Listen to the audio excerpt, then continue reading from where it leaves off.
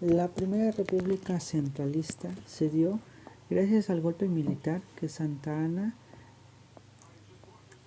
terminó con el gobierno de Anastasio Bustamante, y este colocó a Gómez Pedraza en el poder ejecutivo mientras se realizaban las elecciones que llevaron a Santa Anna y a Gómez Farias a la presidencia. Los denominados conservadores fueron excluidos de la administración de Gómez Farías y evidentemente se convirtieron en los principales opositores a las reformas liberales propuestas durante 1834 y 1833. Lucas Alamán, defensor de la Iglesia Católica, arguía que las ideas liberales eran extrañas a la idiosincrasia del país y acusaba a los liberales de querer copiar el sistema y las costumbres estadounidenses. Con la salida y renuncia de Valentín Gómez Farías, Santa Anna regresó a la presidencia para dejarla casi inmediatamente a finales de 1835. Entonces, en la inestable situación que se vivía en el país, se retomó la idea del centralismo como una medida que evitaría la dispersión y fragmentación de la nación. El 23 de octubre de 1835, el Congreso Ordinario, convertido hábilmente por Santa Anna en uno constituyente, emitió las bases de reorganización de la nación mexicana, para las cuales ponían fin al sistema federal y establecían un sistema centralista de gobierno provisional, mientras el Congreso elaboraba la nueva Constitución. La comisión redactora en la que intervino Santa Anna y brindó su apoyo presentó la Constitución en forma de leyes constitucionales, cada una de las cuales contenía un aspecto específico de la organización constitucional, también conocida como las 7 leyes o las 7 leyes constitucionales. En 1835 México se convirtió en una república centralista que duró casi 11 años. En lugar de estados libres y soberanos, se crearon departamentos cuyos gobernadores serían elegidos por el jefe del ejecutivo.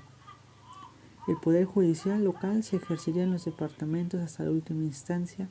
Los funcionarios de este poder y los gobernadores serían nombrados con intervención del Supremo Poder Ejecutivo Nacional. La Constitución de 1824. El Imperio mexicano había iniciado en crisis y estaba en bancarrota. Es por ello que Iturbide decidió que los comerciantes y propietarios tendrían que dar préstamos forzosos para así obtener recursos monetarios, y esto causó un descontento en la población.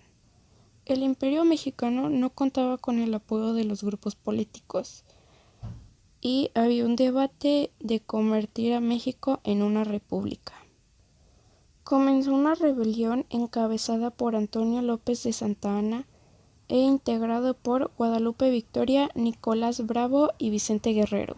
Este comenzó en febrero de 1823 para exigir la constitución del Congreso, que había sido disuelto por Iturbide en 1822. Si bien se había llegado al acuerdo de que México debía convertirse en una república, pero se encontraba quienes pensaban que debía ser federal y quienes abogaban por un centralismo. Los federalistas defendían la soberanía de los estados y estos tuvieron una mejor organización y una mayor libertad interna, mientras que los centralistas querían el establecimiento de un gobierno nacional fuerte que controlara y lograra la unión del nuevo país. A la caída del imperio, el Congreso nombró un supremo poder ejecutivo encargado de pacificar y negociar con los estados que se encontraban en rebeldía. Y el 31 de enero de 1824, el Congreso aprobó el Acta Constitutiva de la Federación, documento que estableció por primera vez que nuestro país se llamaría en adelante Estados Unidos Mexicanos. El 4 de octubre se juró la Constitución de 1824. En ella quedó establecida que los Estados Unidos Mexicanos estaban constituidos por 19 estados, 5 territorios y un distrito federal, y se adoptó como forma de gobierno la República Federal y representativa, con división de poderes: el poder ejecutivo, el poder legislativo y el poder judicial.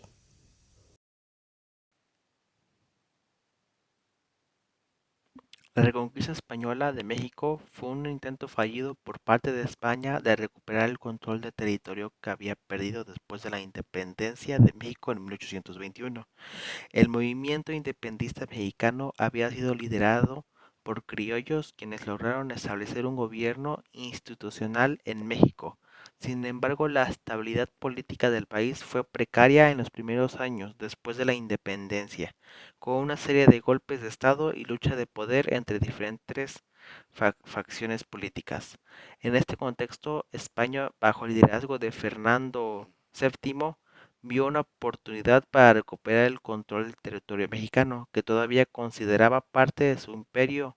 Además, España estaba preocupado por la expansión de Estados Unidos hacia el oeste y pensaba que México podía ser un aliado en su lucha contra la influencia de Estados Unidos en América Latina. En 1829, España envió una expedición militar a México liderada por el general Isidro Barradas, con la intención de recapturar el territorio. El plan de Barradas era restablecer una base en las costas mexicanas y establecer contactos con las facciones políticas que estuvieran dispuestos a apoyar la vuelta de México al control de España. Sin embargo, la expedición fue mal planificada y mal ejecutada, y pronto se encontró con la resistencia del gobierno y del pueblo mexicano. Las tropas españolas desembarcaron en Tampico, en la costa este de México, pero se encontraron con la resistencia de las tropas mexicanas lideradas por el general Antonio López de Santa Anna. Después de varios enfrentamientos, las tropas españolas fueron derrotadas y obligadas a rendirse en septiembre de 1829. La reconquista española fue un fracaso y España finalmente reconoció la independencia de México en 1836. Sin embargo, la invasión tuvo un impacto significativo en la historia de México, ya que generó una sensación de orgullo nacional y reforzó la idea de que México era un país independiente y soberano. Además, la invasión española llevó a México a fortalecer su ejército y gobierno central, lo que ayudó a consolidar su independencia en las décadas siguientes. Algunos personajes importantes son, algunos de los personajes importantes son Fernando VII, rey de España en ese momento, quien ordenó la expedición militar para intentar recuperar el control de México. Isidro Barradas, general español que lideró la expedición militar a México en 1829. López de Santa Anna, general mexicano que lideró la resistencia contra las tropas españolas en Tampico y se convirtió en un héroe nacional después de la victoria mexicana. Anastasio Bustamante, presidente de México en ese momento, quien dirigió los esfuerzos para repeler las invasiones españolas y reforzar el ejército y el gobierno central mexicano. Lucas Alamán, político mexicano que jugó un papel importante en la consolidación de la independencia de México después de la reconquista española y fue uno de los arquitectos de la Constitución de 1836. La reconquista española de México en 1829 tuvo varios impactos políticos, sociales y económicos, incluyendo políticos. La invasión española reforzó la idea de la independencia y soberanía de México y generó sensaciones de orgullo nacional y unidad entre el pueblo mexicano. La resistencia exitosa de México contra la invasión también fortaleció el gobierno central y el ejército mexicano, lo que ayudó a consolidar la independencia de las décadas siguientes. Sociales. La reconquista española creó una sensación de solidaridad y unidad entre los mexicanos, quienes se unieron para resistir la invasión extranjera. Además, la invasión tuvo un impacto significativo en la identidad mexicana, ya que reforzó la idea de que México era un país independiente y soberano. Económicos. La reconquista española tuvo un impacto limitado en la economía mexicana, ya que la invasión fue rápida y no hubo un intento serio de establecer un control económico en México. Sin embargo, la invasión tuvo un impacto directo a la economía mexicana, ya que llevó a México a fortalecer su ejército y gobierno central, lo que ayudó a estabilizar el país y a fomentar el crecimiento económico de las décadas siguientes.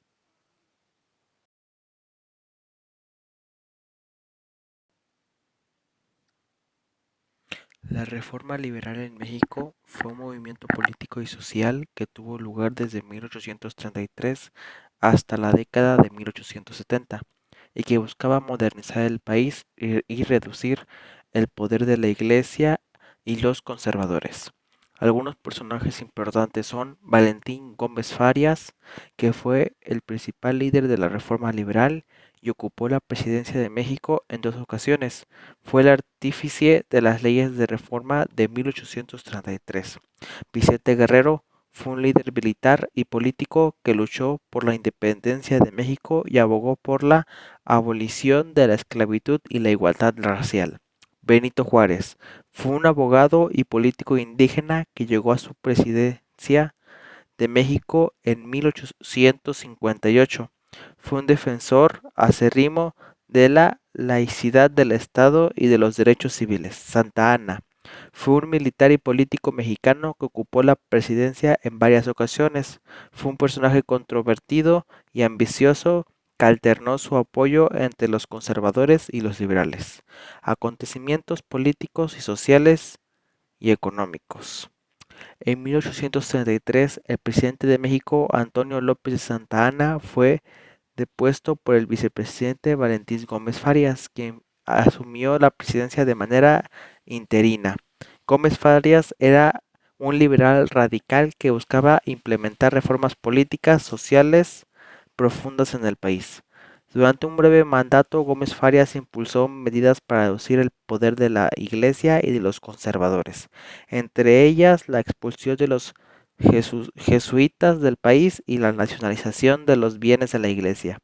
También se llevaron a cabo reformas en materia de educación, como la creación de las instituciones de ciencias y artes en Oaxaca, y se estableció la libertad imprenta, lo que permitió la circulación de ideas y la crítica a las autoridades. A pesar de que la revuelta fue sofocada, el gobierno de Gómez Farias resultó debilitado y tuvo que ceder ante la presidencia de los conservadores en 1834. Santa Anna regresó al poder y Gómez Farias fue destituido.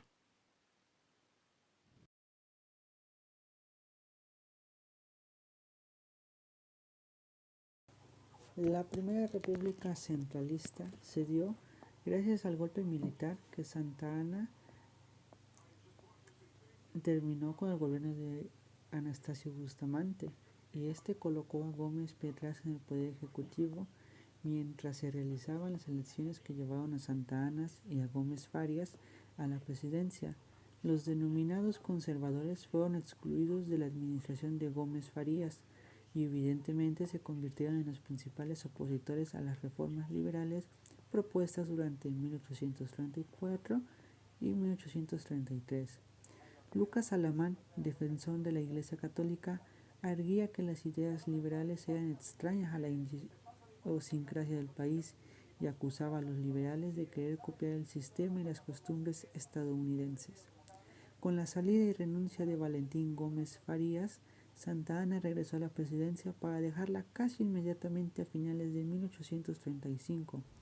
Entonces, en la inestable situación que se vivía en el país, se retomó la idea del centralismo como una medida que evitaría la dispersión y fragmentación de la nación. El 23 de octubre de 1835, el Congreso Ordinario, convertido hábilmente por Santa Anna en uno constituyente, emitió las bases de reorganización de la nación mexicana, para las cuales ponían fin al sistema federal y establecían un sistema centralista de gobierno provisional, mientras el Congreso elaboraba la nueva Constitución.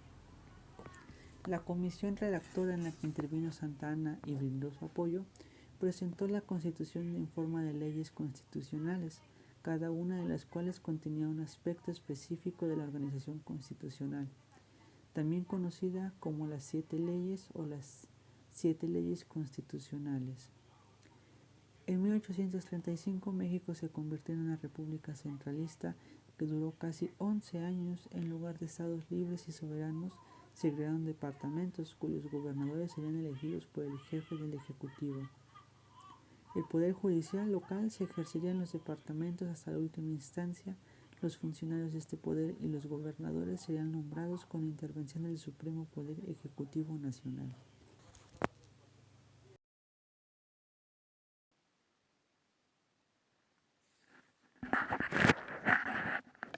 La Guerra de los Pasteles fue un conflicto bélico entre México y Francia en 1838 hasta 1839. originado por una serie de incidentes en los que ciudadanos franceses en México fueron atacados o robados y una pastelería propiedad de un francés fue saqueada y destruida. Los franceses exigieron una indemnización por los daños causados, pero el gobierno mexicano no respondió satisfactoriamente a sus demandas, lo que llevó al envío de una flota de guerra francesa a México.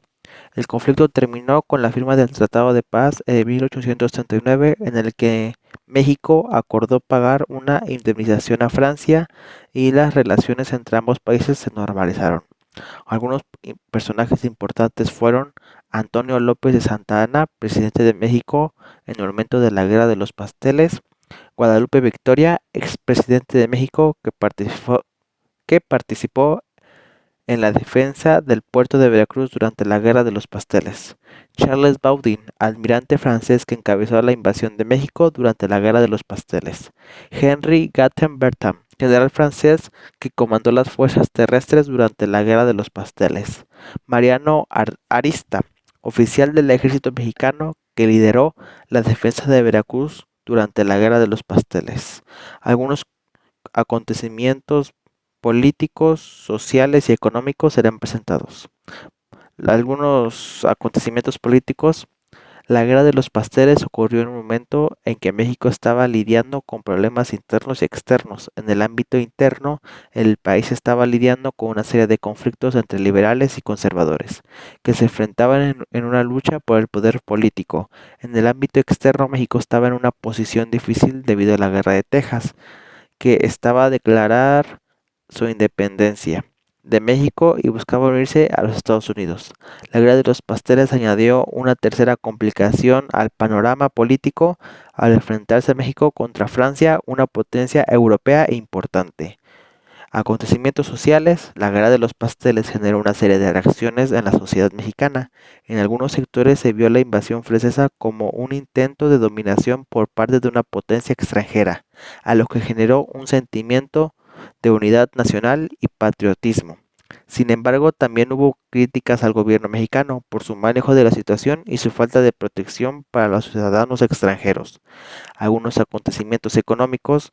La Guerra de los Pasteles tuvo importantes consecuencias económicas para México. El país se vio obligado a pagar una indemnización a Francia por los daños sufridos por los ciudadanos franceses en México, lo que afectó significativamente las finanzas del gobierno. Además, el conflicto generó una serie de daños a la infraestructura y la economía local.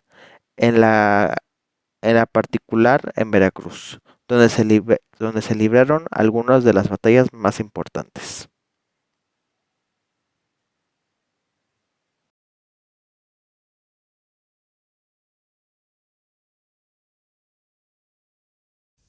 La Constitución de 1836 fue la segunda constitución escrita de México después de la Constitución de 1824.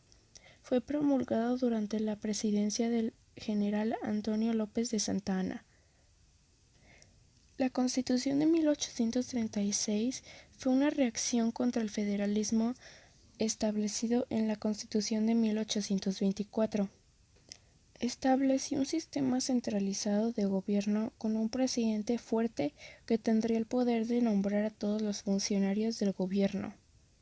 La Constitución de 1836 también restringió las libertades civiles, incluyendo la libertad de prensa y de expresión. Se prohibió la crítica del gobierno y se establecieron penas severas para aquellos que se atrevieran a hacerla. También estableció una iglesia estatal, la Iglesia Católica, como la religión oficial de México. La iglesia era la única con derecho exclusivo de poseer propiedades. La Constitución también se conoce como las 7 leyes, ya que en realidad era un conjunto de 7 leyes que establecían el marco legal y político para el gobierno centralizado que se estableció en México durante el periodo conocido como la República Centralista. Las 7 leyes que formaron la Constitución de 1836 son: Ley de la Centralización, Ley de la supresión de las instituciones antiguas. Ley de la división de territorio. Ley de la libertad de industria. Ley de la organización judicial. Ley de la libertad de la enseñanza y ley de la religión. La independencia de Texas marcaba el rumbo peligroso que el centralismo había marcado la posterior declaración de guerra de los Estados Unidos a México. Se vivió mientras Mariano Paredes daba un golpe de estado contra el presidente José Joaquín Herrera, el primer motivado y apoyado por el clero para instaurar un régimen monárquico nuevamente. A la par que se peleaba frente al invasor, grupos políticos peleaban contra Paredes por usurpar la figura presidencial en varios estados mexicanos. El 28 de julio de 1846, Mariano Paredes renunciaba a la presidencia, dejando al centralista Nicolás Bravo al cargo. El pronunciamiento y rebelión federalista, nacida en Guadalajara y arengada por José Mariano Salas y Valentín Gómez Farías, finalmente el 4 de agosto de 1846 terminan con el último gobierno centralista representado en Nicolás Bravo. El 22 de agosto, en plena guerra con los Estados Unidos, la Constitución de 1824 vuelve a regir, con lo que nace la Segunda República Federal en México. Se emprendía el camino hacia la última dictadura de López de Santa Anna, con el restablecimiento de la Constitución de 1824. Paradójicamente, la Revolución de Ayutla, que derrocó a Santa Anna, abrió también las puertas a la Guerra de Reforma, al Segundo Imperio Mexicano y finalmente a la restauración de la República definitiva en el país. La invasión estadounidense en México, también conocida como la Guerra México-Estados Unidos, fue un conflicto armado que se llevó a cabo entre 1846 y 1848 y que tuvo como resultado la anexión de más de la mitad del territorio mexicano por parte de los Estados Unidos.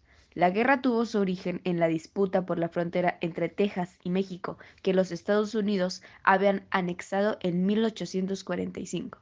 El presidente estadounidense James K. Polk, que había prometido a los ciudadanos estadounidenses que expandiría el territorio del país hacia el oeste, envió tropas a las fronteras en México en 1846, lo que llevó a que México declarara la guerra.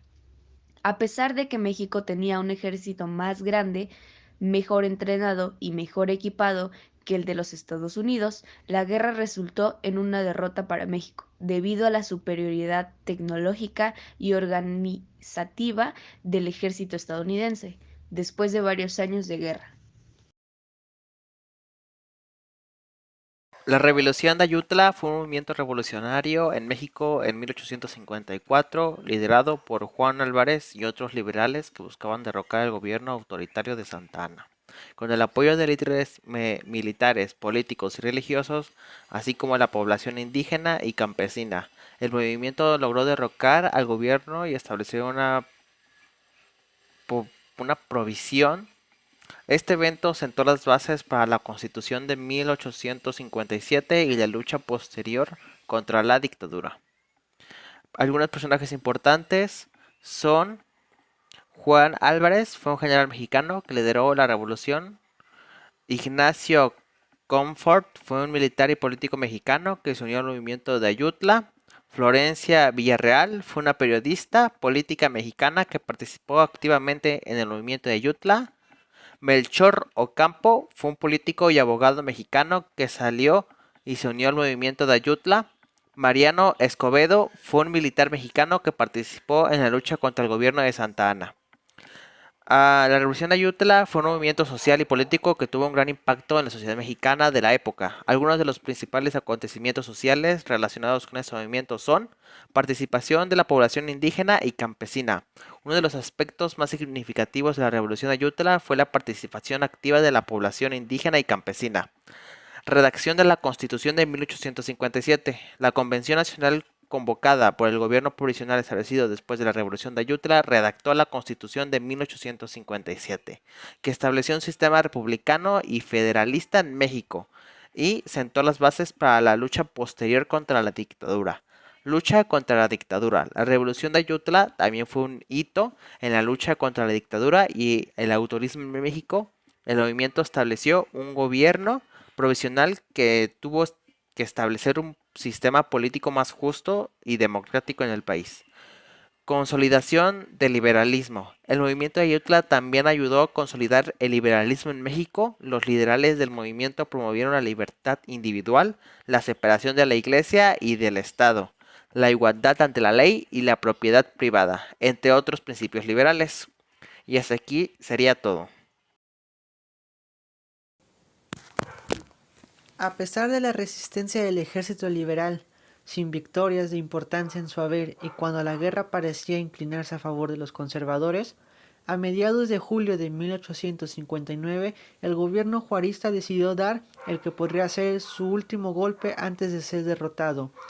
Un golpe político que cimbrará a la sociedad, una reforma sin precedentes que garantizará de manera definitiva la separación entre el Estado y la Iglesia.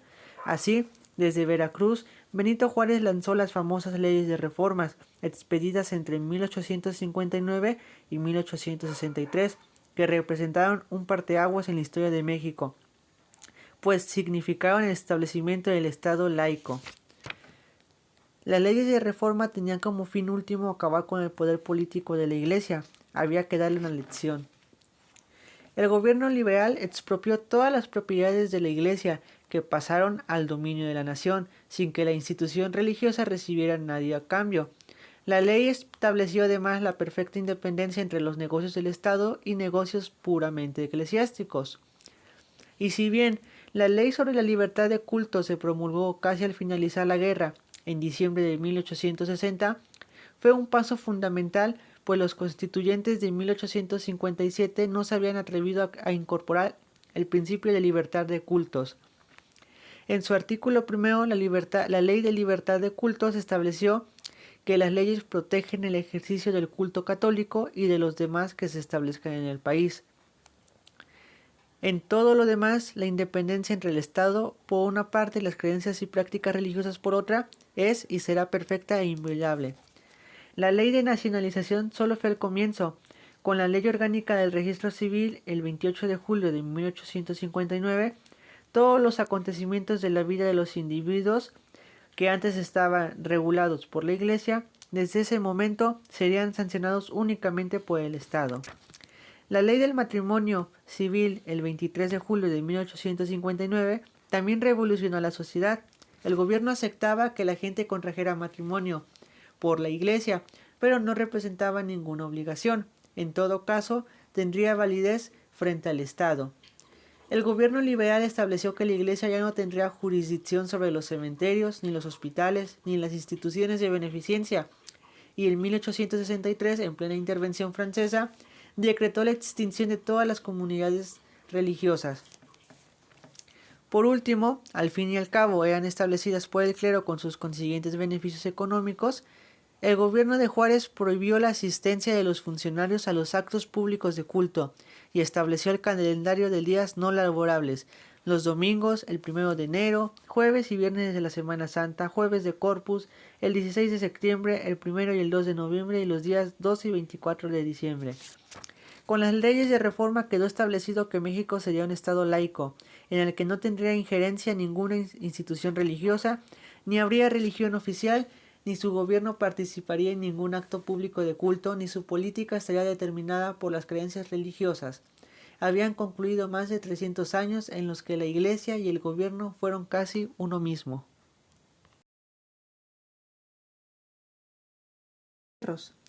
Las tres leyes llamadas prerreformistas, porque se dieron antes de lo que expidiera Juárez en 1859, fueron rechazadas por el clero y los conservadores.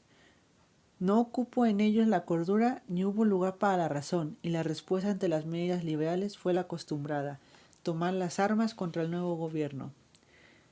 Cuando los aires liberales comenzaron a soplar por todo el país, los conservadores sacaron sus armas y estallaron varios levantamientos en Guanajuato, Puebla, Oaxaca y Jalisco, exigiendo el restablecimiento de sus fueros y privilegios.